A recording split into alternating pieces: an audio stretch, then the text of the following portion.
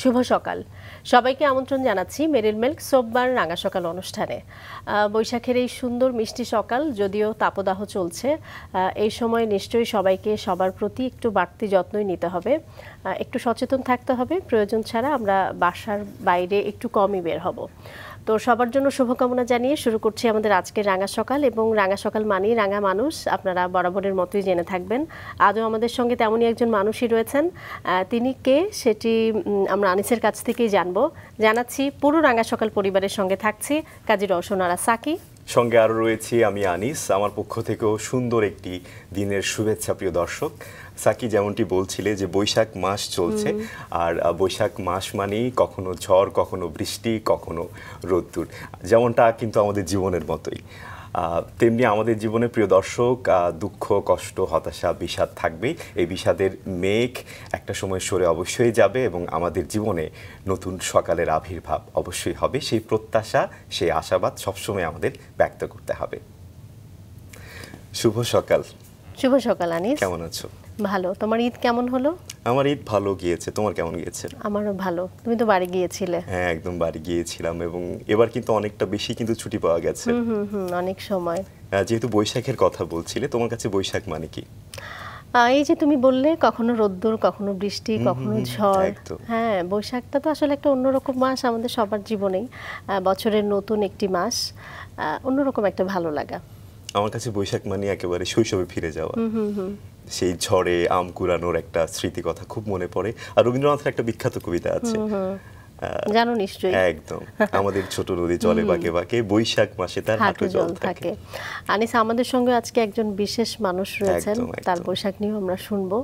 চলো আমরা দর্শকদেরকে জানাই। একদম প্রিয় দর্শক, আমাদের আজকের রাঙা সকালের অতিথি চিকিৎসক ও লেখক মেজর ডাক্তার খোসরোজ সামাদ। চলুন আমরা আমাদের আজকের অতিথিকে শুভ সকাল জানাই।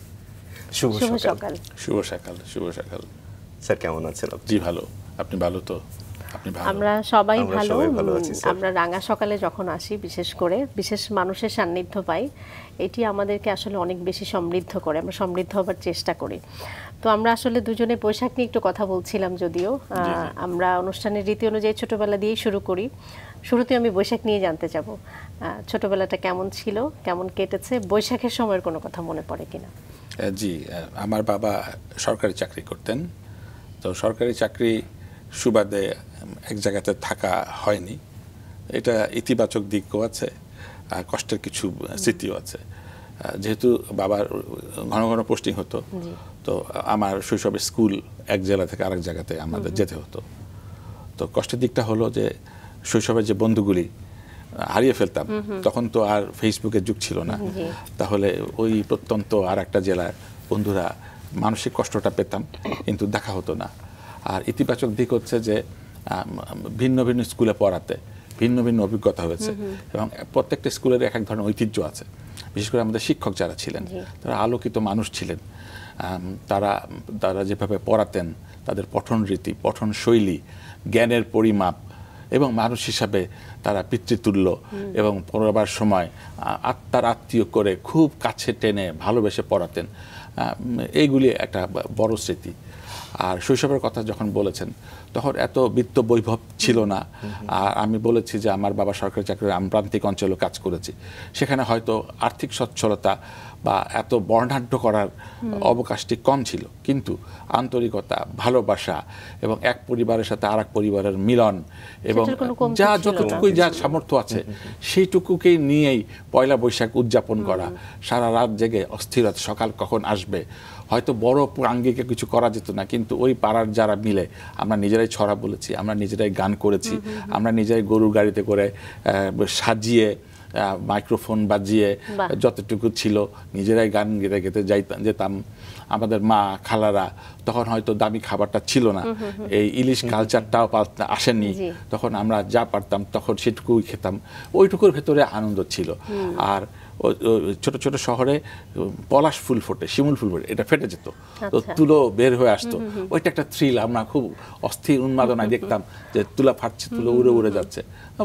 ওই স্মৃতি আসলেই হারানোর নয়। একদমই তাই। ইলিশ কালচারের কথা বলছিলেন, এটা সম্ভবত 90-এর পরে এসছে যদি আমাদের ভুল না হয়। সঠিক।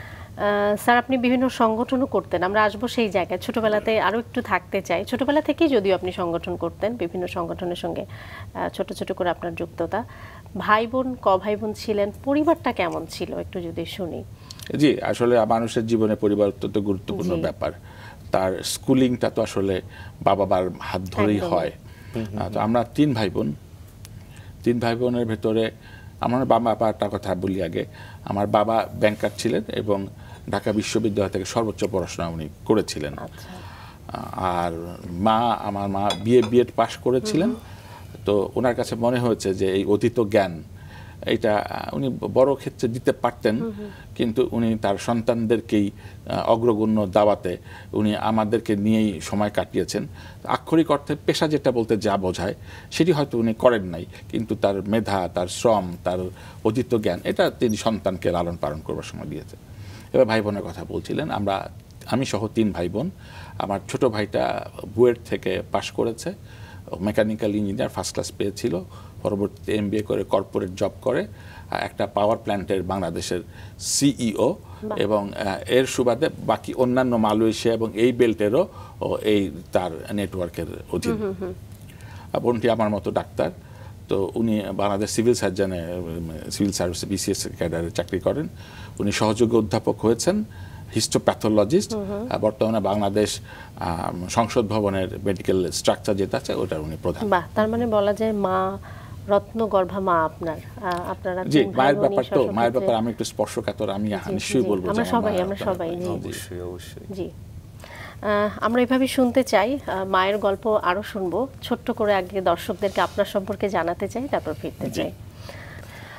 দর্শক, আমাদের আজকের অতিথি যিনি রয়েছেন মেজর ডাক্তার খসরু সামাদ। তিনি classified specialist pharmacology, armed forces medical college, Bangabandhu medical বিশ্ববিদ্যালয় থেকে ফার্মাকোলজি বিষয়ে MPhil সম্পন্ন করে তিনি আর্মি মেডিকেল করে কমিশন লাভ করেন। দীর্ঘ চাকরি জীবনে তিনি সম্মিলিত সামরিক হাসপাতালের মেডিকেল অফিসার ইনচার্জ, বিমান বাহিনীতে প্রেষণে অ্যারো মেডিকেল ইনস্টিটিউটের অ্যাডজুটেন্ট, আর্মড ফোর্সেস মেডিকেল কলেজে বিভিন্ন মেয়াদে শিক্ষকতা, ফৌজদারহাট ক্যাডেট কলেজে মেডিকেল অফিসার হিসেবে কাজ করার সময়ে ভারপ্রাপ্ত প্রিন্সিপাল এবং জেনারেল স্টাফ অফিসার সমন্বয় এবং ট্রেনিংয়ের দায়িত্ব পালন করেন। জাতিসংঘ মিশনে শান্তিরক্ষী হিসেবে প্রথমে কঙ্গোতে এবং পরে ওয়েস্টার্ন সাহারায় ছিলেন তিনি। দেশের প্রথম সারির বিভিন্ন দৈনিক পত্রিকায় তার লেখা নিয়মিত প্রকাশিত হয়। পৃথিবীর প্রতি ধূলিকণায়, যে গল্প ত্রাসের, যে গল্প দুঃসাহসের, যে জীবনের স্বপ্ন দেখি, করোনা, এখনো আতঙ্ক ও করণীয়, তার প্রকাশিত 4টি গ্রন্থ। আমরা আবারও চলে যাই তার কাছে। স্যার, একজন চিকিৎসক একই সঙ্গে একজন লেখকও আপনি, লেখালেখি করেন এবং বেশ কয়েকটি বইয়ের নাম আমরা দর্শকদেরকে জানালাম।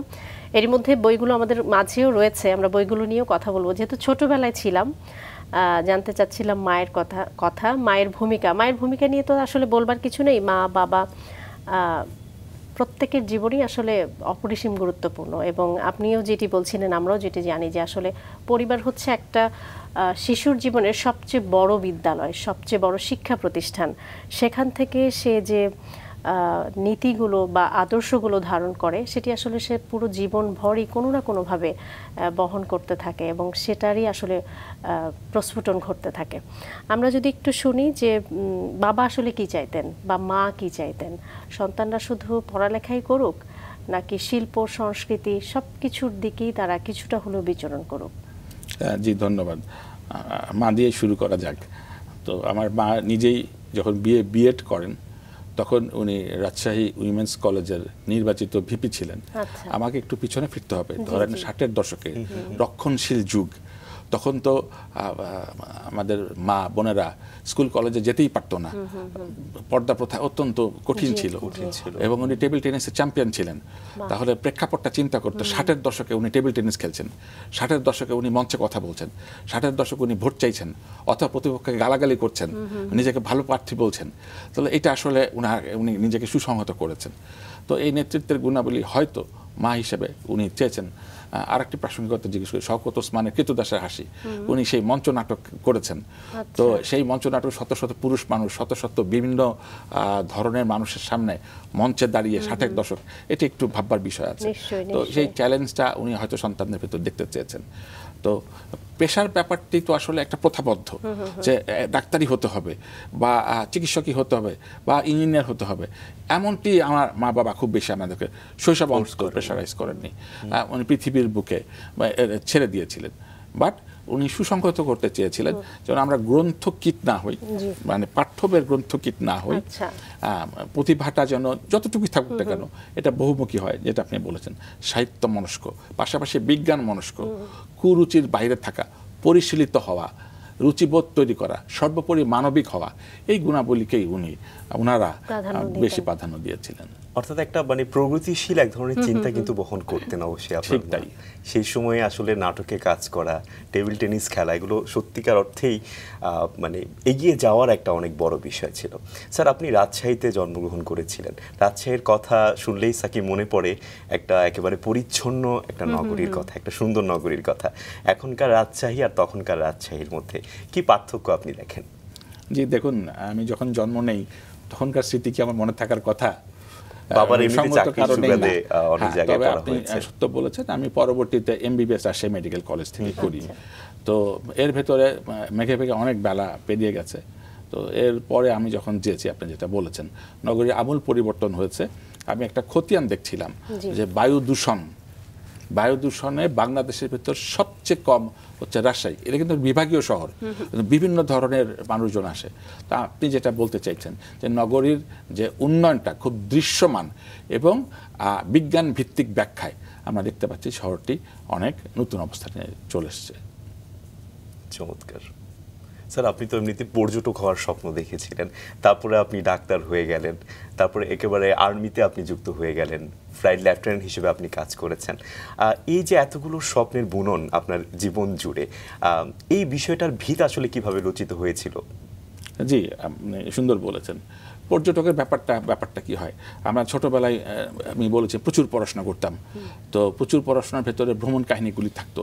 তো আমি দেখতাম যে মার্কো পোলো এক জায়গাতে যাচ্ছে, ইবনে বতুতা আর একটা দেশ আবিষ্কার করছে, ক্রিস্টোফার কলম্বাস আমেরিকা আবিষ্কার করছেন, ভাস্কো ডা গামা এই ভারত মহাদেশ আবিষ্কার করছেন। আমার কাছে খুব থ্রিলিং ব্যাপারটা মনে হতো। তো ন্যাচারালি ওই যা বলেছি, খুব প্রথাবদ্ধ যে ওই পেশা যেতে হবে এমনটি না। তো আমার কাছে মনে হয়েছে যে পর্যটক হয়। একটা ছোট বাচ্চা কিন্তু পর্যটকের কনসেপ্টটা তার মাথাতেই থাকার কথা না। তো একটা জটিল ভাবনা ছিল।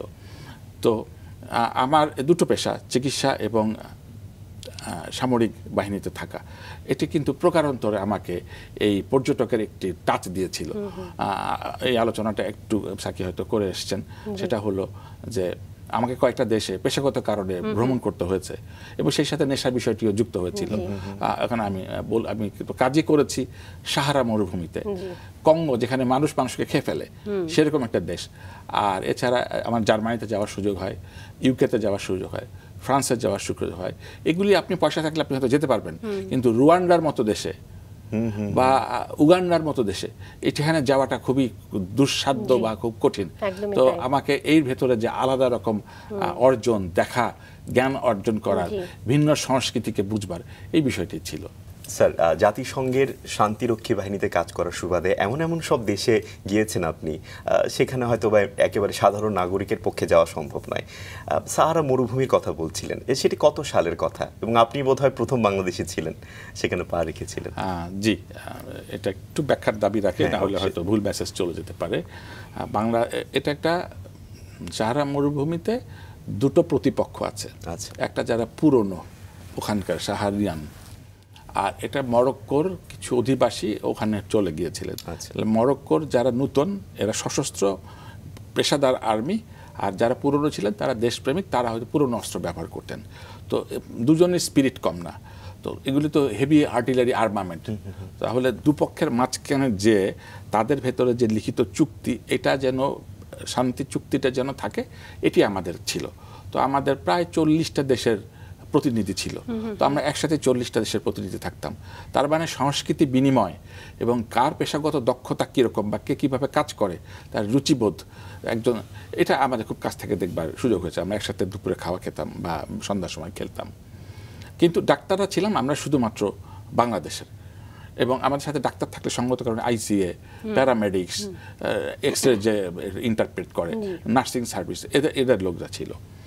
কত সালের কথা এটা 7 বছর আগের কথা বলছি। 7 বছর আগে। জি। তো যে প্রশ্নটি এসছে আমরা হঠাৎ করে জানতে পারলাম যে সাহারা মরুভূমি তো আসলে বিশাল, পৃথিবীর সবচেয়ে বড় মরুভূমি এবং দুর্ভেদ্য মরুভূমি, এটা আমাদের সবারই ধারণা আছে। এখন পর্যন্ত অনেক জায়গা আনএক্সপ্লোর, যেখানে মানুষের পায়ের ছাপটি পড়েনি, পড়া সম্ভব হয়তো না বা দরকার ওভাবে মানুষ মনে করেনি।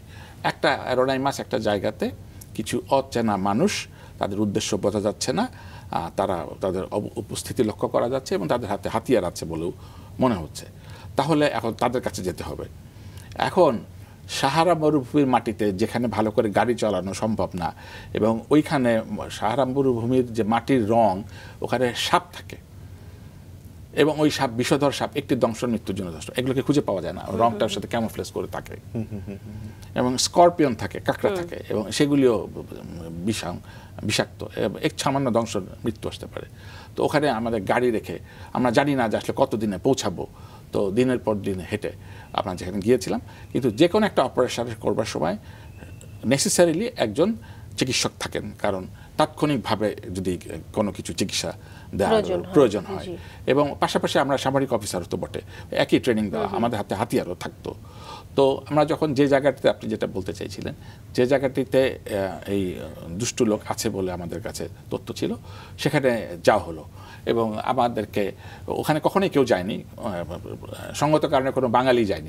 তো ওই যে বলেছিলাম যে ইবনে বতুতা বা নতুন একটি দেশ দেখবার যে সম্পূর্ণ অনাবিষ্কৃত একটা দেশ দেখার যে আনন্দ, ওখানে যখন বাংলাদেশের পতাকাটা আমি লাগিয়ে দিলাম, ও বাংলাদেশের পতাকা যখন উঠছিল, তখন আমার কাছে একটু বিহ্বলতা, তাই স্বাভাবিক, একটু আনন্দ, গর্ব, আমার দেশের পতাকা একটি সম্পূর্ণ অজানা জায়গাতে উড়ে গেল। এটি আমার জীবনে একটি বড় অর্জন এবং আত্মতৃপ্তির বিষয়। জি, নিশ্চয়ই নিশ্চয়ই। এবং আপনি যেটি বলছিলেন যে সেই পর্যটক হবার ইচ্ছে, তাই না? আপনি তো নিশ্চয়ই এই অভিজ্ঞতার কথা জেনেই গিয়েছিলেন যে এরকম একটা অভিজ্ঞতা হতে পারে।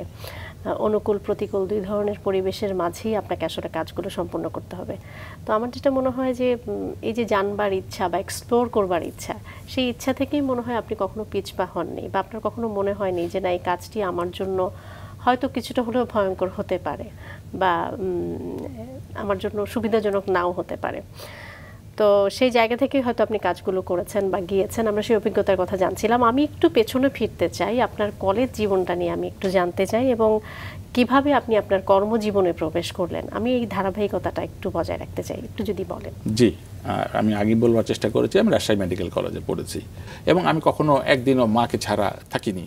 প্রথম হোস্টেলে গেলাম, মাকে মনে পড়ছে, এবং হোস্টেলের খাবার তো হোস্টেলের সনাতন খাবারই, ওটি নিয়ে বর্ণনা করবার কিছু নাই। তো মায়ের মজাদার খাবারের বাইরে এসে এটা খাওয়া এবং একটা হোস্টেলে গাদাগাদি করে অসংখ্য মানুষ থাকা, এটা তো আমরা কেউই অভ্যস্ত ছিলাম না। তো এর ভেতরে সৃষ্টিশীলতা ছিল। তখন আমরা বিতর্ক করতাম, এবং যেহেতু মেডিকেল কলেজের ছাত্ররা মেধাবী, সুতরাং এই বিতর্কটা আসলে কোয়ালিটির ব্যাপারটা ছিল। তো এখানে কিভাবে দেখা গেল আমাকে দলনেতা হয়েছি। তো হয়তো তারা মনে করেছে, বা শিক্ষকেরা মনে করেছেন যে ওকে দলনেতা করলে দলটি জিতে যাবে, সেই জন্য হয়তো দলনেতা করা হয়েছিল। এবং দলনেতা করা হতো আমরা যখন প্রথম বর্ষ, তখন দেখা গেল যে পঞ্চম বর্ষ তো ওরা অনেক অভিজ্ঞ হয়ে গেছে, ফাইনাল ইয়ার তার ডাক্তার হবে। তো প্রথম বর্ষ হয়ে আমরা পঞ্চম বর্ষের সাথে বিতর্ক করছি। তো প্রথম বর্ষ থেকে আমরা পঞ্চম বর্ষকে হারিয়ে দিলাম এবং ঘটনাক্রমে আমি শ্রেষ্ঠ বক্তা হয়ে গেলাম। তো তখন অসংখ্য ছাত্রছাত্রী। আমরা তো জানি যে ডাক্তারি পড়াশোনা মানে আপনি যেটি বলছিলেন যে কিছুটা আতঙ্ক বা কিছুটা একটা নতুন পরিবেশ, সেটা তো আছে। যে অ্যানাটমি নিয়ে আপনি যেটা বলছিলেন যে কাজ করবার যে ব্যাপারটি, এটি ছাড়াও আমরা যেটা জানি যে প্রচুর প্রেশার থাকে, মানে পড়াশোনার কোনো বিকল্প নেই এবং পড়াশোনার মধ্যেই থাকতে হবে, কোনো অপশন আসলে নেই। এর মধ্যেও আপনি এই যে সৃষ্টিশীলতা, না লেখালেখি, বা আমরা যেটা জানি যে আপনি ভীষণ রকমের একজন গান ভক্ত মানুষ, বা গানের প্রতি আকৃষ্টতা, ভালোবাসা, মানে এই ব্যাপারগুলো জন্মেছে কিভাবে? মানে এগুলোর সুযোগ কি আসলে ছিল সেই সময়? জি, দেখুন, আমি বারবার করে মাকে আমি উপস্থাপন করছি। আমি বলেছি যে তখনকার দিনে একজন ভদ্রমহিলা বিএড পড়ছেন, তাহলে তারও যে প্রেশারাইজটা আছে ওর ভেতরে উনি কিন্তু মঞ্চনাটক করেছেন। তো আমার কাছে মনে হচ্ছে যে আমার মা যদি এত বছর আগে করতে পারেন, তো এখন তো অনেক সমৃদ্ধ পাঠ্যসূচি হাতের কাছে, বা একটা ভদ্রমহিলা যেভাবে সামাজিক সমস্যার ভেতরে পড়েন, আমি তো তার থেকে মুক্ত, তাহলে আমি পারবো না কেন?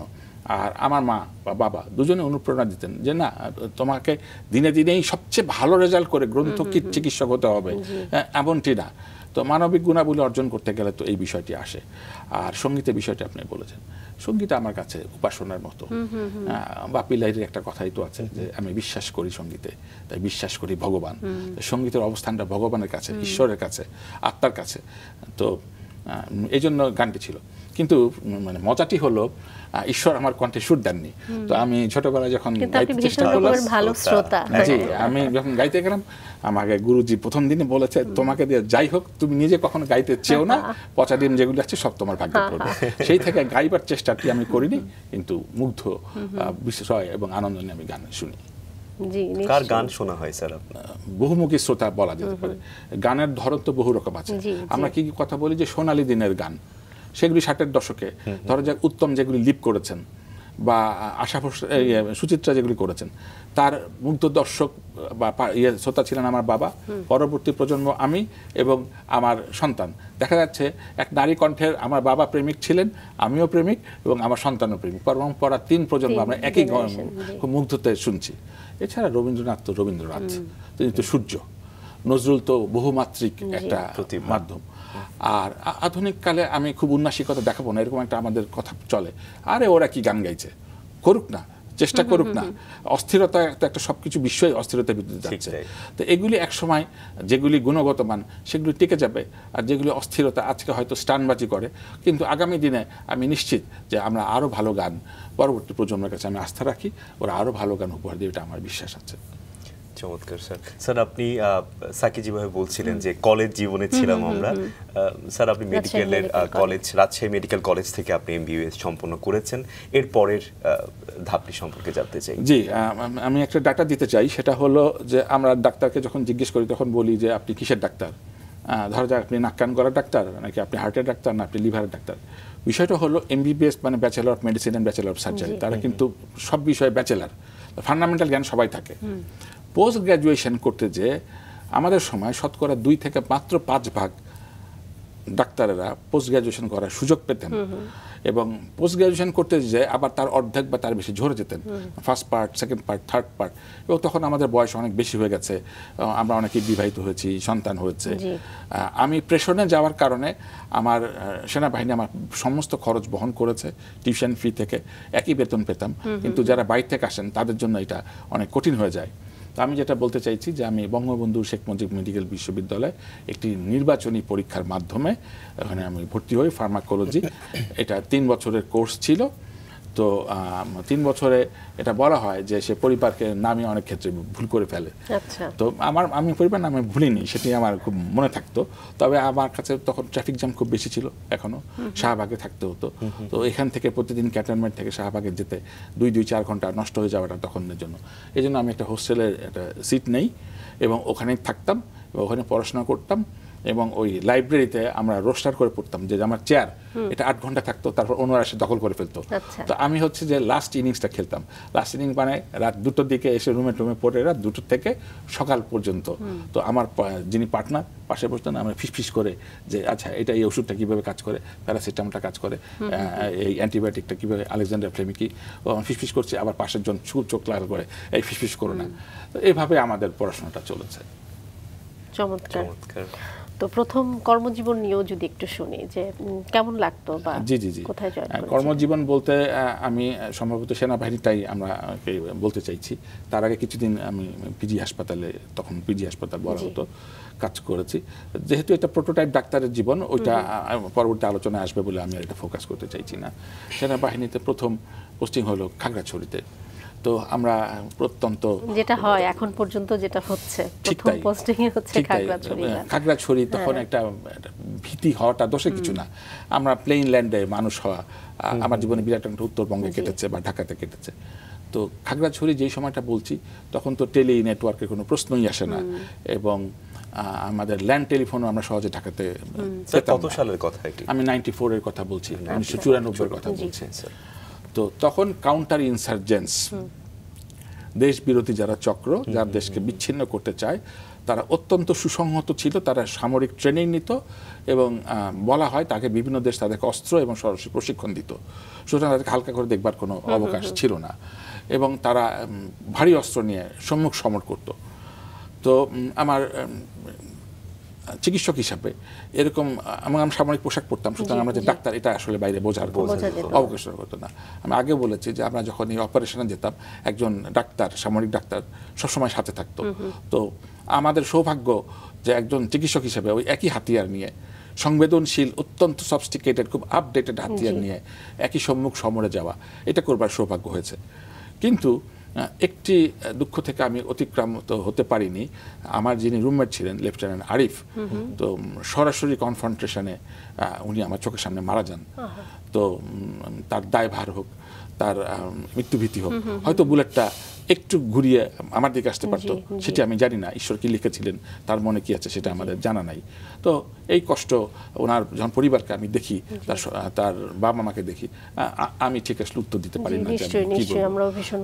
পাশাপাশি এই গর্বটা তার বাবা আমারও ছিল, আমিও রুমমেট হিসাবে দাবি করতে পারি যে না, উনি দেশের জন্য যুদ্ধ করেছেন, হয়তো তার রক্ত দেশে কোনো বড় রকম কোনো ডিজাস্টার থেকে হয়তো রক্ষা করেছে। স্যার, তখন তো খুবই অস্থিতিকর একটা পরিস্থিতি ছিল সেই সময়টায়। তখন তো বাংলাদেশ সেনাবাহিনী, যতটুকু আমরা জেনেছি, অপারেশন দাবানল পরিচালনা করতো, এটা সম্পর্কে একটু জানতে চাই। জি, সঠিক, আপনি ঠিকই বলেছেন, নামের ভেতরে আসলে প্রতীকটা আছে। তো দাবানল, তো নামটাতে আমরা বুঝতে পারছি। আমি একটু আগে বলেছি যারা দেশ বিরোধী চক্র, যারা দেশকে বিচ্ছিন্ন করতে চায়, আপনি চিন্তা করেন যে আমাদের ছোট্ট একটি দেশ, তার ভেতরে যদি পার্বত্য চট্টগ্রাম, 3টা দেশ, খাগড়াছড়ি, রাঙ্গামাটি, বান্দরবান, এই 3টাকে যদি বিচ্ছিন্ন করে ফেলা হয়, তাহলে বাংলাদেশে থাকবেটা কি? আপনার বিদ্যুৎ তো পুরোটা ওখান থেকে আসে। তাহলে আমি তাত্ত্বিকভাবে কথাটা বলি যে এই 3টা দেশ, 3টি শহর যদি সত্যি সত্যি তারা নিয়ে যেত দুষ্কৃতিকারীরা, তাহলে এই আলোটা জ্বলতো না, এই চ্যানেলটা হতো না, অনুষ্ঠানটি হতো না, পুরো বাংলাদেশটা অন্ধকারে তলিয়ে যেত। এছাড়া তো আরও আমাদের শস্য, বিভিন্ন কিছু কারণে ওইটি আমাদের অত্যন্ত সংবেদনশীল, গুরুত্বপূর্ণ। তাহলে এই 3টি শহর বা পার্বত্য চট্টগ্রামের বিচ্ছিন্নতাবাদীরা বড় রকম কোনো রকম দুর্ঘটনা ঘটাতো, এবং যেহেতু এটা তাদের জায়গা এবং অন্যান্যরা আমরা যারা প্লেনল্যান্ড থেকে গেছি, ফলে তারা অভ্যস্ত, তারা রাত্রেবেলাও তারা অভ্যস্ত, তারা অভিযোজিত, এবং তাদের সামরিক প্রশিক্ষণ ছিল, কথাটা আমি আগে বলেছি, যে তারা দ্রুত এক জায়গাতে সরে যেতে পারত এবং তারা গুলি বর্ষণ করতে পারতো বা হামলা করতে পারতো। তো অত্যন্ত আনন্দের বিষয় যে পরবর্তীতে তারা আর এই দীর্ঘদিন তারা যুদ্ধ চালাতে পারেনি, এবং আপনি শুনেছেন যে শান্টুল লারমা তাদের প্রধান এবং বর্তমান বাংলাদেশের মাননীয় প্রধানমন্ত্রী শেখ হাসিনা, ওনার একটা শান্তি চুক্তিতে আসেন, এর মাধ্যমে বৈরিতা, তারা তো আবার বাংলাদেশেরই মানুষ, আমরাও চাই না যে তারা সবসময় অস্ত্র হাতে অস্বাভাবিক জীবনযাপন করুক, তারাও পরিবারের স্বাদটি পাক, তারাও যে বাংলাদেশের সন্তান এই স্বাদটি ভেতরে থাকুক, তারাও যে মূল ধারার সাথে মিশে যায়। এটি আমাদের অপারেশন দাবানলের ধারাবাহিক প্রাপ্তির একটি অর্জন বলে আমি ব্যক্তিগতভাবে মনে করি। আপনি বলছিলেন যে প্রথমেই আপনার পোস্টিং হয়ে গেল খাগড়াছড়িতে, কত বছর থাকতে হলো? 1 বছরের কিছু বেশি। আচ্ছা, তাহলে খুব বেশি দিন না। এটা টেনিওরটা এরকম হয় যে ওরিয়েন্টেশনের পরে পরবর্তীতে আবার পোস্টিং হয়। আচ্ছা, তো নট নেসেসারিলি যে এটা এন্ড অফ দ্য পোস্ট, বারবার আমাদের পোস্টিং হতেই থাকে। আচ্ছা আচ্ছা, কোন কোন জায়গায় কাজের অভিজ্ঞতা হলো আর্মিতে যুক্ত হয়ে? জি, আমার সৌভাগ্য যে এক চাকরিতে আমার একাধিক ইউনিফর্ম পরবার সৌভাগ্য হয়েছে। এটা শুধুমাত্র চিকিৎসকরা পারে এবং ইঞ্জিনিয়াররা পারে, আমাদের টেকনিক্যাল, অর্থাৎ navy, air force, RAB, BJP. RAB BJP তো অবশ্য মূল ধারার যারা সেনাবাহিনীর তারাও যান। তো আমি বিমান বাহিনীতে প্রেষণে কাজ করেছি। তো তখন যে সেনাবাহিনীর সমসাময়িক যে পদবি, সেই পদবিটা দেওয়া হয়, তখন আমি ক্যাপ্টেন ছিলাম। ক্যাপ্টেনকে সেনাবাহিনীতে, দুঃখিত, বিমান বাহিনীতে ফ্লাইট লেফটেন্যান্ট বলে, এবং তাদের যে এয়ারফোর্সের ইউনিফর্ম, আমরা দুষ্টামি করবো না, পাখির পোশাক, তো তখন আমি পাখির পোশাক পরেছি। আচ্ছা, কেমন লাগতো? যদি এটা তো আসলে নিজ ইচ্ছাই আপনি আর্মিতে জয়েন করলেন, বিষয়টি তো এরকমই, পড়াশোনা থেকে শুরু করে পুরো প্রসেসটা যদি বলি, কি ফিল হতো বা কেমন লাগতো? দেখুন, গ্রিক ট্র্যাজেডির কথা আমি মনে পড়ছে, যে গ্রিক ট্র্যাজেডিতে বলা হচ্ছে যে তুমি যতই ক্ষমতাবান হও না কেন, সেটা স্পার্টাকাসের কথাই ধরা যাক, অথবা হোমারের কথা ধরা যাক, ইলিয়াডের কথা ধরা যাক, ওডেসির কথা ধরা যাক, ওখানে মেসেজটা আসলে দুটো, যে তোমার ইচ্ছা শক্তিটা বিশাল, তোমার মেধাটা একটা বিশাল, তোমার শ্রম, তোমার সাধনা একটা পেশা, কিন্তু দিন শেষে সম্ভবত বিধাতা কিছু একটা কথা লিখে রাখে যে তুমি এতটুকু পর্যন্ত তুমি যেতেই পারবে, তারপর একটু তোমাকে ভাবতে হবে। তো তো আমি বারবার করে আগেই বলেছি যে পেশা আসলে কোনটি হবে এটি আমি খুব ছোটবেলা আমার বাবা মা ভাবাইনি। তো সেই ক্ষেত্রে চিকিৎসকই হব এমনটি ছিল না, চিকিৎসক হয়ে গেছি। 2, তখন জব মার্কেট এতটা কঠিন ছিল না, কিন্তু সামরিক বাহিনী সবসময় গুণাবলী নিয়ে কখনোই কোনো কম্প্রোমাইজ করার কোনো অবকাশ নাই। সেখানে শুধু অতীত বিজ্ঞানটি না, তার অন্যান্য বিষয়গুলিও, সামগ্রিক বিষয়গুলি বিবেচনায় নেওয়া হয়। তো অনেকটা যেটা হয়েছিল, আমার একটা বন্ধু বলল যে ও সামরিক বাহিনীতে পরীক্ষা দিতে চায়, তো ওর ধারণা তো এটা বোধহয় এসএসসির মতো খাতায় লিখতে হয়, তো ও 2টো টিকিট কেটেছে যে ওর পিছনে আমি বসবো আর সামনে বসবো আগে, তো ও আমার খাতাটা দেখে দেখে লিখতে পারে, ওর একটু সুবিধা হবে। যেহেতু আমি সামরিক বাহিনীতে খুব বেশি ভাবছি না, তো ও আমার ফর্ম টর্ম ফিল আপ করে এসেছে। তা আমরা দেখি পরীক্ষাতে ও এক জায়গায় পড়েছে, আমি আর এক জায়গায় সিট পড়েছে, ওর মন খুব খারাপ। তা আমি যখন প্রশ্ন পেলাম তখন আমি কি আর খালি খাতা জমা দিব, যখন বসেই আসছি এই খাতা পূরণ করে কিছু একটা লিখি। তারপর তো খাতা লিখতে লিখতে তারপর তো পরবর্তী দেখি যে আইএসবিতে নাম হয়েছে। আইএসবি সম্বন্ধে আমাদের সবারই ধারণা আছে, ইন্টার সার্ভিস সিলেকশন বোর্ড, সেখানে শারীরিক যোগ্যতা অত্যন্ত গুরুত্বপূর্ণভাবে দেখা হয় যে এই স্ট্রেস, শারীরিক এবং মানসিক, এটা উনি দীর্ঘদিন যখন চাকরি করবেন এটি সে নিতে পারে কিনা, এবং ফিজিক্যাল ফিটনেস সর্বোপরি যেটাকে আমরা বলি। তো এই আইএসএসবি এবং প্রত্যুৎপন্ন মতিত্ব যে কোনো সিচুয়েশনকে উনি অ্যাডাপ্ট করতে পারেন কিনা, এই বিষয়গুলি খুব গুরুত্ব সহকারে দেখা হয়। আমি জানি না সেগুলো আমার ছিল কিনা, বাট আইএসএসবি বোর্ড ওনারা নিশ্চয়ই অত্যন্ত দায়িত্বের সাথে পালন করেছেন বলেই আমাদের অনেকে আমরা সামরিক বাহিনীতে এসেছি। এভাবেই আমার চলে আসা। কিন্তু আমার একটু মনে হয়েছে যে একজন শিল্পমনা মানুষ, আমরা তো জানি যে 3 বাহিনীর যে কোনো একটা বাহিনী মানেই হচ্ছে খুব স্ট্রিক্টলি জব, মানেই তো আসলে খুব ডিসিপ্লিনে আমাকে কাজ করতে হবে। তারপরেও এই 3 বাহিনীর যে কোনো এক বাহিনী মানেই হচ্ছে আরো অনেক বেশি হার্ডেস্ট বলা যায়, বা খুব স্ট্রিক্ট, মানে সবকিছু মেনটেন করতে হয় স্ট্রিক্টলি। তো সেই জায়গা থেকে শিল্পের চর্চাটা বা এই যে লেখালেখির জায়গায় যেহেতু আমরা এখন আসবো, সেই জন্যই হয়তো আমি প্রসঙ্গটি টানছি, বা যেটি বলছিলাম যে শিল্পমনা মানুষ কি আসলে সেই কাজগুলো, সেই চর্চাটা কি আসলে মানে করে যেতে পারে, বা কতটা কঠিন হয় তার জন্য? জি, আপনি যেটা বলেছেন সেটি আংশিক সত্য। সারা বিশ্বজোড়া সামরিক বাহিনী আঙ্গিকটি কিন্তু আরো যুগোপযোগী করবার চেষ্টা করা হয়েছে, এবং তারা দেখেছে যে একটি সামরিক অফিসার, তারা তো একটা সুসংগঠিত মানুষও বটে, এবং তার মানবিক গুণাবলী থাকার জন্য প্রয়োজন।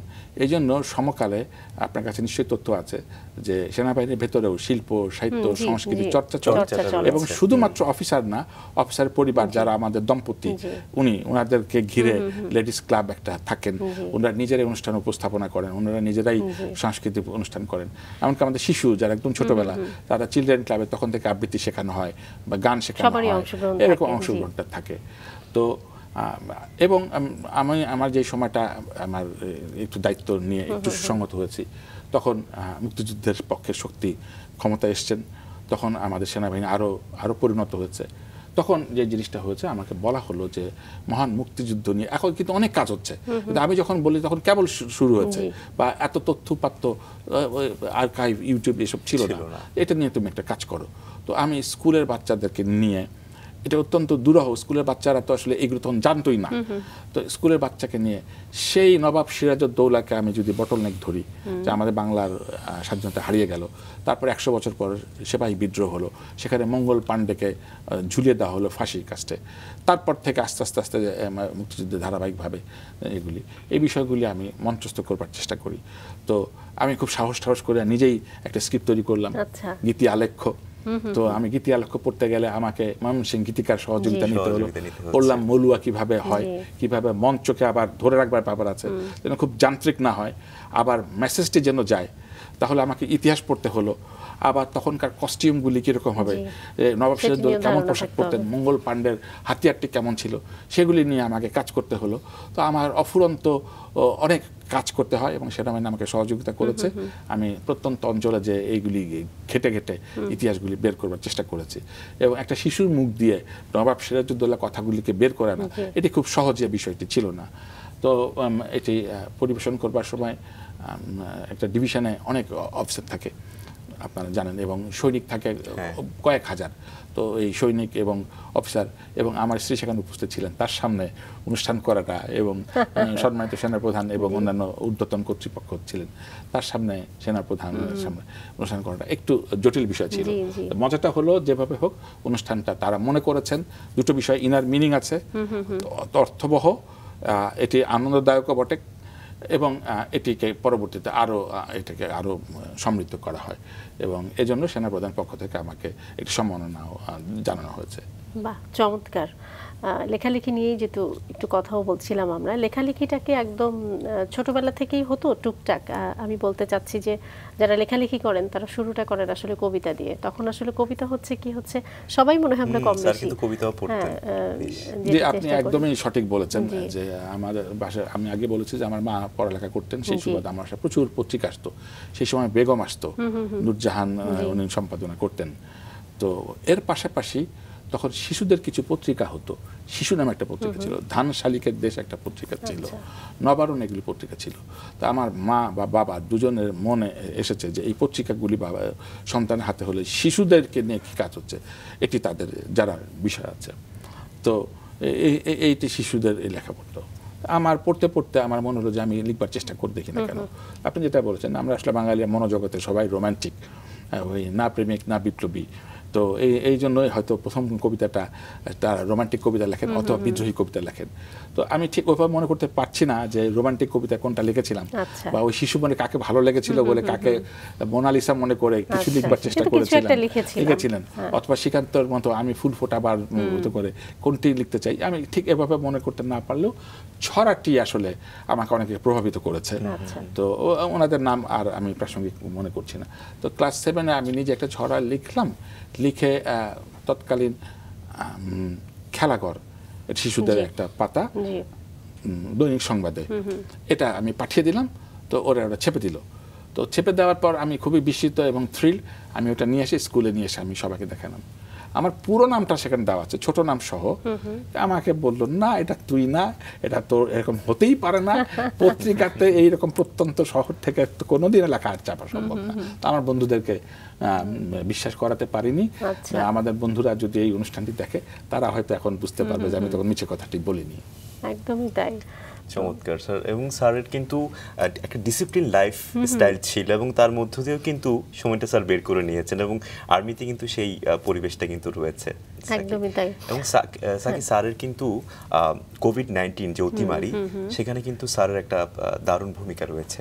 স্যার সেই বিষয়টা একটু জানতে চাই। ভূমিকা এবং একই সঙ্গে বিয়োগ, আমরা যদি এই বিষয়টা নিয়ে ভীষণভাবে দুঃখিত, বেদনাদায়ক আমরা একটু শুনতে চাই, কারণ ওখানে আসলে আপনার অনেক রকম অবদান ছিল, আপনি অনেক কাজ করেছেন কোভিডে, সেই বিষয়ে একটু যদি আপনার মতো করে। জি সাকি, এটা আমার জন্য অনেকটা কষ্টের মতো মিশ্র অনুভূতি। মিশ্র অনুভূতি যেটা হলো আমার সীমিত সাধ্য, মানে অপরিসীম সাধ্য এবং সীমিত সাধ্য নিয়ে যতটুকু কাজ করা সেটুকু আমি কাজ করবার চেষ্টা করেছি। আর আপনি নিজেই বলেছেন যে আমি একটা ট্রমার ভেতর দিয়ে গিয়েছি। তো তখন কোভিড কেবল নতুন, এটি কি হতে যাচ্ছে এবং তার চিকিৎসা আমাদের সারা পৃথিবীর কারো জানা নাই।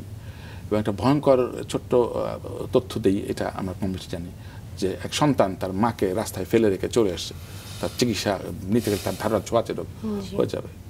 তো একদিন আমার মা একটু অসুস্থ বললেন, তা আমি মা, বাবা এবং আমার ছোট বোন একসাথে, আমার বোন ডাক্তার আগে বলেছি, তো পরীক্ষা করতে যে দেখা গেল 3 জনের পজিটিভ হচ্ছে।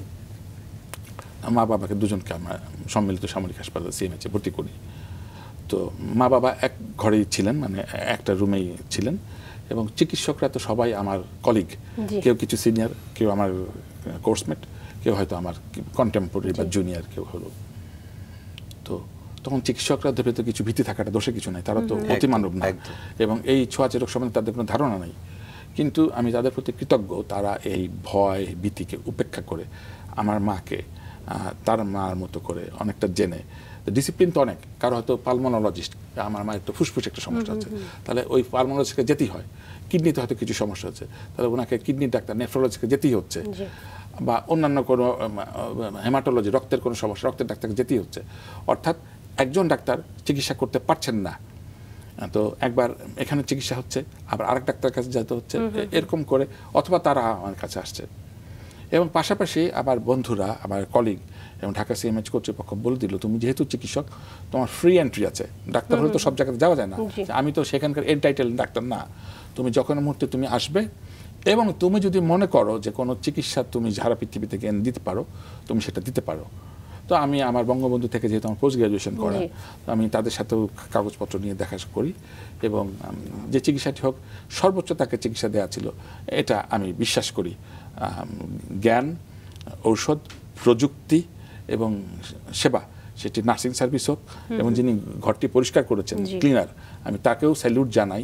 তিনিও অত্যন্ত দায়িত্ব, ভালোবাসা নিয়ে, মাকে ভালোবাসা নিয়ে চিকিৎসা দিয়েছিলেন। তো আমার বাবা যেদিন ভালো হয়ে চলে যান, সেদিন ওনাকে জানানো হয়নি। আমার বাবা চলে গেলেন বাসায়, আর আমার মা আইসিইউতে থাকবার পর 3 দিন যখন আইসিইউতে ছিলেন, আমি তখন বুঝে গেছি চিকিৎসক হিসেবে। তো ওনারাও আমাকে কিছু বলতে সাহস পাচ্ছেন না, যেটা কি বলবো। তো আমি বললাম যে ঠিক আছে, আমি, আমার ভাই, মানে মায়ের আরেক সন্তান, আমি আগে বলছি বোন নিজেই কোভিডে, সুতরাং উনি আসতে পারেন নাই, আর আমার মামা অর্থাৎ মায়ের ভাই, এই 3 জন আমরা মায়ের পাশে দাঁড়ালাম। 3 দিন আইসিইউতে হচ্ছে। তো ওনার যে ডিভাইসগুলি দেওয়া, এগুলি খুলে ফেলা হলো। স্যার, আসলে এই ধরনের বিয়োগ, আমাদের এরকম অসংখ্য পরিবার রয়েছেন যারা আসলে আমরা এই ধরনের পরিস্থিতি বা এই ধরনের বিয়োগের শিকার হয়েছি। এটির ক্ষেত্রে আসলে সমবেদনা আমরা কিভাবে জানাবো আমরা জানি না, কিন্তু আমরা ভীষণভাবে দুঃখিত হই বা কষ্ট পাই বিষয়গুলো নিয়ে। কিন্তু জীবন তো আসলে থেমে থাকে না, আমাদেরকে এগিয়ে নিতে হয়, আমাদেরকে কাজ করতে হয়। মা বাবার কথা আপনি যেমন করে বললেন, ঠিক তেমনি অনেক মা বাবার জন্য কিন্তু আপনি নিজেও কাজ করেছেন। নিজের মাকে হারিয়েছেন কিন্তু থেমে থাকেননি, আপনি কাজ করেছেন। কোভিডে অনেক সিচুয়েশনে আপনি অনেক রকম পরিস্থিতিতে আপনি দেশের জন্য কাজ করেছেন। কোভিড-19 অতিমারির সময় আসলে প্রিয় মানুষকে হারানোর মতো আসলে ব্যথা আর কোনো কিছু হতে পারে না, তাই না সাকিব? একদমই। এবং আমরা আমাদের অনেক প্রিয় মানুষদেরকে হারিয়েছি, এবং আপনাদের মতো ডাক্তারেরাই আসলে আমাদের সম্মুখ সারির যোদ্ধা ছিলেন।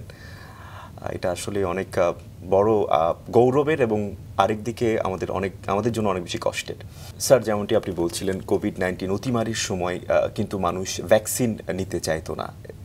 এটা নিয়ে আসলে আপনারা বেশ কাজ করেছেন, এবং আপনি বিভিন্ন চ্যানেলে প্রায় 50টির মতো অনুষ্ঠান করেছেন মানুষকে সচেতন করবার জন্য, যেন মানুষ ভ্যাকসিন নেয় এবং সুস্থ থাকে। এই বিষয়টা নিয়ে একটু জানতে চাই। জি, আমি একটু প্রিলিউড নেই, আবার মা আমার চলে আসলেন আলোচনায়। মা যখন হাসপাতালে, উনিও তো বুঝতে পারছেন যে উনি আসলে কোন দিকে যাচ্ছেন, তখন আমাকে বলেছিল, বাবা হয়তো আমার কোভিড হতো না যদি এই সময় ভ্যাকসিনটা থাকতো। উনি তো পড়াশোনা করে মানুষ। তখন আমার মাথাতে কাজ করেছে, আরে মা কি বললেন, ভ্যাকসিন থাকলে তাহলে তো ভ্যাকসিনটি আসলে অত্যন্ত গুরুত্বপূর্ণ। মায়ের প্রসঙ্গটা আরেকটু সারি, সেটা হলো যে সেনাবাহিনীর একটা নিজস্ব কবরস্থান আছে বনানীতে কাছেই। ওখানে শুধুমাত্র সামরিক বাহিনীকেই দাফন করার সুযোগটা আছে, সীমিত জায়গা। তো আমার মা যখন চলে গেলেন, স্বয়ং সেনাপ্রধান এবং সামরিক বাহিনী, আমি ওনাদের কাছে একটা বিষয়ে সম্পূর্ণ কৃতজ্ঞ, যে আমার মাকে সামরিক বাহিনীর কবরে, নিজস্ব কবরস্থানে, যেখানে রাষ্ট্রের সর্বোচ্চ বীরেরা সমাহিত আছে, সেখানে অনুমতি দেওয়া হয়। তো আমার মা তার সন্তান তুল্যদের কাছ থেকে একই জায়গাতে ঘুমিয়ে আছেন, এবং আমি একটা ইচ্ছা প্রাতিষ্ঠানিকভাবে প্রকাশ করেছি যে একদিন আমার মৃত্যু হবে, তা আমার সেই মৃতদেহটা যেন আমার মায়ের কবরের ভেতরে রাখা হয়। আপনার আলোচনাতে আমি আবার আসার চেষ্টা করেছি। তো আমার মাথায় এটা কাজ করতো। তো ভ্যাকসিন তো আরেকটু সময় নিয়েছে। যখন ভ্যাকসিনটা আসলো, তখন যেটা আপনি বললেন, এটা মিথ, এইটা বড় রকম কখনো দেওয়া হয়নি, এটা দিলে পারে এই ক্ষতি হবে, এটা দিলে দম আটকে মারা যাবে, এটা দিলে পার্শ্ব প্রতিক্রিয়া হবে, এগুলি হচ্ছে। তো তখন একটা পাইলট প্রজেক্ট আমরা করি, যে সব কিছুর ব্র্যান্ডিং হয়। ধরেন একটা ক্রিকেটার একটা কোনো কিছু ব্র্যান্ডিং করে, একটা যারা মিডিয়া ব্যক্তিত্ব তারা কোনো একটা পণ্যকে ব্র্যান্ডিং করে। আমরা বললাম না, এটা চিকিৎসকরা ব্র্যান্ডিং করবে, মানে অর্থাৎ ভ্যাকসিনটি কে নেবে। তো একটা পাইলট প্রজেক্ট কুর্মিটোলা হাসপাতালে করা হয়। তো এই পাইলট প্রজেক্টে আমরা ডাক্তাররা প্রথমেই বা চিকিৎসা নেই, তখন শত শত হাজার হাজার মানুষ টেলিভিশনে দেখছে যে ডাক্তাররা নিজেরাই নিচ্ছে ভ্যাকসিন, এবং তখন যে টার্ন ওভারটা, আজকে 500 জন বা কালকে এতজন, এটা টেলিভিশনে যখন দেখছে, তখন আস্থার জায়গাটা আস্তে আস্তে তৈরি হচ্ছে। কিন্তু দীর্ঘদিনের প্রথিত একটা প্রেজুডিস সংস্কার, এটাকে তো ওভারনাইট আমরা ভাঙতে পারি না। তখন আমাদের মনে হয়েছে যে এই কথাগুলি, যে এটা নামা, এবং আমি নিয়েছি দেখো আমার কোনো সমস্যা হয়নি, আমার স্ত্রী নিয়েছে দেখো, বা আমার সন্তান নিয়েছে দেখো, তাদের কোনো সন্তান হয়নি, তাদের কোনো সমস্যা হয়নি, এই কথাগুলি আমাদের কাছে বিশ্বাসযোগ্যভাবে তথ্যপাত্র সহকারে, বা আমেরিকাতে নিয়েছে, বা আফ্রিকাতে নিয়েছে, ভারতে নিয়েছে, উল্লেখযোগ্য তেমন কোনো বড় সমস্যা নেই, অন্তত জীবনটা তো তোমার বাঁচবে, এইটি। এখন আপনারা বলেছেন আমাদেরকে প্রথম সারির যোদ্ধা, এটি যেমন সত্য, মিডিয়া কর্মীরাও তখন প্রথম সারির যোদ্ধাই ছিল।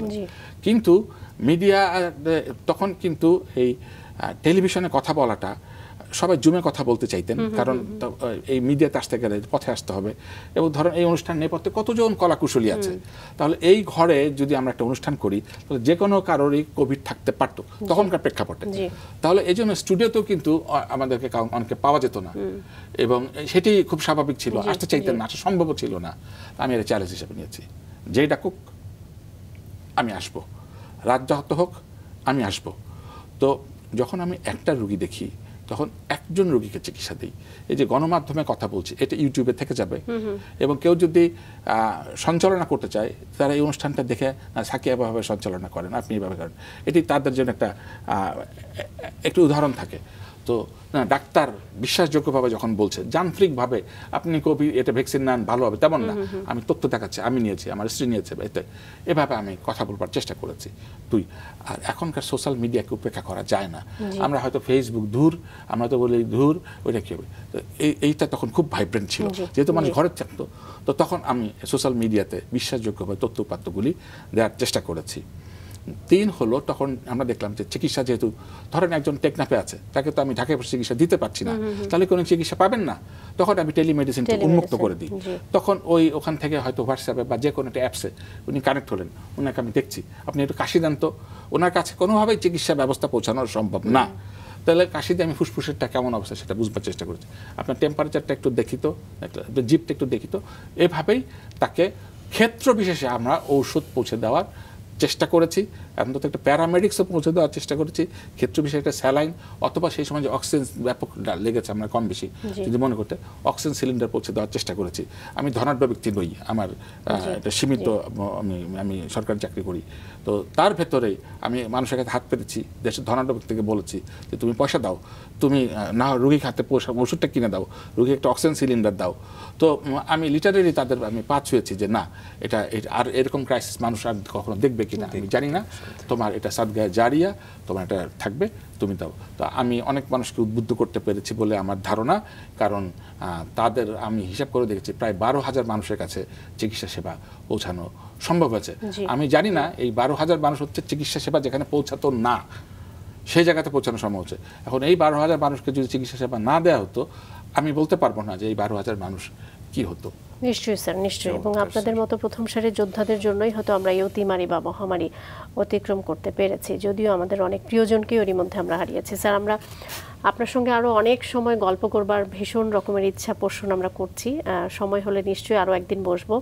আমরা অনুষ্ঠানের একেবারেই শেষ পর্যায়ে রয়েছি প্রথম ঘন্টার, যেহেতু খুব বেশি সময় নেই, আপনার বই রয়েছে বেশ কিছু যেগুলো নিয়ে একেবারেই আমাদের আলোচনা হয়নি। আমরা একটু বইগুলো নিয়ে আলোচনা করতে চাই। জি স্যার, আপনি যদি বলেন পৃথিবীর প্রতি ধূলিকণায় একটু বলবেন স্যার, আমরা এরই মধ্যে দর্শকদেরকেও দেখাতে থাকবো। জি, বইটি প্রসঙ্গে যদি একটু বলেন। আনিস, তুমি একটু দেখাও বইটি। জি স্যার, পৃথিবীর প্রতি ধূলিকণায়, এটি স্যার কখন লিখলেন? বা এটি পৃথিবীর ধূলিকণা, এটা ভ্রমণের নামেই বোঝা যাচ্ছে যে আমার কাছে মনে হচ্ছে প্রত্যেকটা বাঙালি পৃথিবীর প্রতিটা ধূলিকণা ছড়িয়ে পড়ুক, আমার পতাকা যেন সারা পৃথিবীতে ছড়িয়ে পড়ে। তো এই জন্য আর কিছু স্মৃতিচারণ আছে। আমি বিভিন্ন সময় আপনি বলেছেন শিল্প সাহিত্য সাংস্কৃতিক আলোক বর্তিকা যারা, তাদের সংস্পর্শে আসবার আমার সৌভাগ্য হয়। তো আমি তাদের সাথে তখন ছবি তোলা কিন্তু কঠিন ছিল। এই বইটা সম্পর্কে একটু জানতে চাই, যে গল্প ত্রাসের, যে গল্প দুঃসাহসের। এটি ওই ওয়েস্টার্ন সাহারার ভূমিকা নিয়ে লেখা। ওয়েস্টার্ন সাহারা তো আগে বলেছে এটা ত্রাস, যে কোনো সময় কিছু হতে পারে, আবার তাকে আমরা রুখে দিয়েছি, তাহলে এটা একটা দুঃসাহস। আরও একটি বই দেখতে পাচ্ছি, যে জীবনের স্বপ্ন দেখি, তাই বইটি প্রসঙ্গেও যদি একটু বলেন আমাদেরকে। জি, ওই তো আমার কাছে মনে হচ্ছে কাজ কিছুই শেষ হয়নি, কোভিড গেছে, আমি জানি না আগামী দিনে আরেকটা কিছু আসতে পারে। এই সময় অ্যান্টিবায়োটিক রেজিস্ট্যান্স নেওয়ার কথা হচ্ছে, অ্যান্টিবায়োটিক কাজই করে না, কি ভয়ঙ্কর একটা অবস্থা। একটি শিশু জন্মাচ্ছে, পরের দিন সে মারা যাচ্ছে, তখন অ্যান্টিবায়োটিক আমরা দিতে পারছি না। তাহলে আমি একটা স্বপ্ন দেখছি যে জরা মৃত্যু এটা তো স্বাভাবিক, কিন্তু যতটুকু সম্ভব আমাদের সীমিত সম্পদ দিয়ে তাকে ঠেকাতে হবে, তার জন্য আমাদের কাজ করতে হবে। সুতরাং বইটা গ্রন্থবদ্ধ ডকুমেন্ট পরবর্তী প্রজন্মের জন্য। সেই জন্য এখানে আমার জীবনের দেখা স্বপ্ন যে মা একটা কথা বলেছিলেন, পরবর্তী প্রজন্মের জরা মৃত্যু যতটুকু সম্ভব সহনীয় করা, তার সেই স্বপ্নটার জন্য পথে আমরা হাঁটতে পারি, এটাই আমার প্রত্যাশার চেষ্টা। অ্যান্টিবায়োটিক নিয়ে যেহেতু একটু বললেন, আপনি এটি নিয়ে কাজ করছেন এবং আমরা যেটা জানি যে আমাদের মাননীয় প্রধানমন্ত্রী এই বিষয়ে বেশ সোচ্চার। একটু যদি পদক্ষেপগুলো আমরা শুনি যে কি নিচ্ছেন বা কি করতে পারি আমরা। জি, প্রথম কথা আমাদের আবার সচেতনতার প্রশ্ন আসছে। আমরা না বুঝে ওষুধ খেয়ে ফেলি নিজের থেকেই, এটি কখনোই করা যাবে না। কারণ ওষুধের তো একটা ডোজ, তার কিভাবে খেতে হবে, দিনে 5 বার না কতদিন খেতে হবে, তার এইটা অ্যান্টিবায়োটিকের ক্ষেত্রে এটা তো আমার জানার কথা না, আমি তো ডাক্তার নই। তো আমি হয়তো যে কোনো ঝামেলার কারণে আমি ওষুধটা নিজেই খাচ্ছি, এটি বন্ধ করতে হবে। 2 হচ্ছে যে যিনি ডাক্তার নন, দোকানে বসেন, তার তো ব্যবসাটাই আসল, তার কাছে গেলে উনিও কিছু ওষুধ দিয়ে দেন, সেটিও অ্যান্টিবায়োটিক, এটিও কিন্তু অপরাধ। তাহলে এই অপরাধটাকে ঠেকাতে গেলে আসলে অনেক কথা বলা হয়েছে, কিন্তু ওনারা সবাই এটি মেনে নেননি। সেই জন্য 2টি নীতিমালা করা হয়েছে। এক, যে কোনো অ্যান্টিবায়োটিক যখন তার গায়ে অ্যান্টিবায়োটিক লেখা থাকবে এবং তার লাল একটা বক্স তৈরি করা হবে, তাহলে মানুষের মনে যখন আসে অ্যান্টিবায়োটিক তো আসলে ডাক্তার পরামর্শ দেখা উচিত না, যখন তার সামনে ওষুধটা খুলে বিক্রি করার চেষ্টা করবে, তো রোগী বোঝা যাবে যে আমাকে তো অ্যান্টিবায়োটিক দেওয়া হচ্ছে, তখন তিনি তার সচেতনতার কারণে ওষুধটা নেওয়ার সময় সাবধান হবেন আর ওনার কাছে উনি গ্রহণ করবেন না। 2, এটা যদি তারপরে উনি বিক্রি করেন তাহলে তার 20,000 টাকা জরিমানা হবে। তাহলে পারে অন্তত একবার যদি চুপ করে বিক্রি করেন, দ্বিতীয়বার যখন একজনকে উদাহরণস্বরূপ শাস্তি দেওয়া হবে, তখন এই অপকাজে যারা লিপ্ত হয়তো তারা সাবধান হবে এবং অ্যান্টিবায়োটিকের অপব্যবহার অনেকটি কমে আসবে। চমৎকার স্যার, আপনার আসলে বর্ণাঢ্য জীবন রয়েছে এবং এই বর্ণাঢ্য জীবনের সহযাত্রী নিশ্চয়ই আপনার পরিবার। স্যার, ছোট্ট করে আপনার পরিবার সম্পর্কে একটু জানতে চাই। জি, আমার স্ত্রী আইভিন খান সুমি, অম্লমধুর জীবন। এই অনুষ্ঠানটা দেখার পর কি হবে আমি সেটা জানি না, উনি বলবেন কই আমার কথা তো তেমন বলার নাই, তো সেজন্য আমি তাড়াতাড়ি করে তার নামটা আগে বলছি। আমার 2 পুত্র, জাওয়াত সামাদ, রুবাইয়াত সামাদ। আমার বড় ছেলে বিবিএতে পড়ছে। তার কাছে মনে হচ্ছে যে এটি তার জন্য ভালো, এবং আমার কাছে মনে হচ্ছে পেশাটি কখনোই চাপিয়ে দেওয়াটা শিশু মন বা কিশোর মন বা এটা ঠিক না, এটা সারা জীবনের বিষয়। সে যখন পছন্দ করেছে তার পছন্দই সে করুক। আর আমার পরিবার নিশ্চয়ই আমার আশ্রয়ের, দিন শেষে তাদের কাছেই ফিরি, দিন শেষে তাদের কাছেই যাই। আর আরেকটা জিনিস, আমি বাসায় আমি শিক্ষক, আমি 2টি সন্তানকেই দিন শেষে আর কোনো কিছু না হোক অন্তত একটি পাতা হলেও পদার্থবিজ্ঞান ভুলে গেছি সেটা আমি আবার পড়ে, তারা ইংরেজিতে পড়েছে, আমি বাংলায় পড়েছি, ট্রান্সলেট করে হোমওয়ার্ক করে অনেক খেটে খুঁটে তাদেরকে যখন পড়ায় আমার কাছে মনে হয় যে না, মাটির পৃথিবী তো মাটির পৃথিবী না, এ তো স্বর্গ, অনেক কিছুই তো আনন্দের আছে। চমৎকার স্যার, আপনার যে স্বপ্ন দেশের মানুষের জন্য কিছু করার, সেই স্বপ্ন অবশ্যই পূরণ হবে, সেই প্রত্যাশা আমরা সবসময় রাখি এবং আপনার সুস্থ এবং দীর্ঘায়ু জীবন কামনা করছি। অসংখ্য ধন্যবাদ স্যার। আপনাকে ধন্যবাদ জানাই।